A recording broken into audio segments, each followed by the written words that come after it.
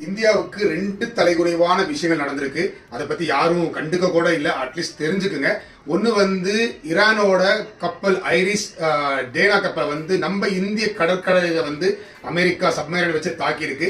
அது இதெல்லாம் வந்து இந்தியன் வாட்டர்ஸுக்கு சம்மந்தப்பட்டு இல்லாம இருந்தாலும், இன்டர்நேஷனல் வாட்டர்ஸா இருந்தாலும், இந்தியன் ஓஷனோட ராஜா நம்ம இந்தியா. இதை சுத்தி இருக்கிற ஸ்ரீலங்காவா இருக்கலாம், பங்களாதேஷா இருக்கலாம், மற்ற எல்லா கண்ட்ரிக்கும் வந்து பாதுகாப்பு கொடுக்கக்கூடிய ஒரு சூப்பர் பவர்னு சொல்லிக்கலாம் இந்த ஒரு பிராந்தியத்தை பொறுத்த வரைக்கும். அப்படியாப்பட்ட நம்ம இந்தியன் ஓஷன்ல வந்து ஒரு யூஎஸ் வந்து தனிச்சையா வந்து அடிச்சுட்டு போயிருக்காங்கன்னா அது இந்திய அரசாங்கத்துக்கு மிகப்பெரிய ஒரு தலைக்குனிவு. இரண்டாவதா பாத்தீங்கன்னா இப்போ 30 days பீரியட் தவிர நீங்க ரஷ்யாவோட ஆயில்ஸை வாங்கிக்கலாம்னு சொல்லி யூஎஸ் சொல்லுது. இவங்க யார் சொல்றதுக்கு? நமக்கு ஆயில்ஸ் தேவைப்பட்டுச்சுன்னா நம்ம யார்கிட்ட வாங்கலாம் இல்லையா?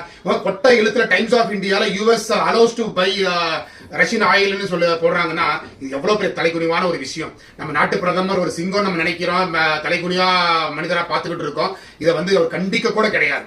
அப்ப வந்து யூஎஸ் சாங்ஷனுக்கு இந்தியா வந்து அடிபணிஞ்சு போன ஒரு விஷயம் வெட்ட வெளிச்சமா தெரியுது. மக்களே, நன்றி, வணக்கம், மைண்டில் வைத்துக் கொள்ளுங்கள்.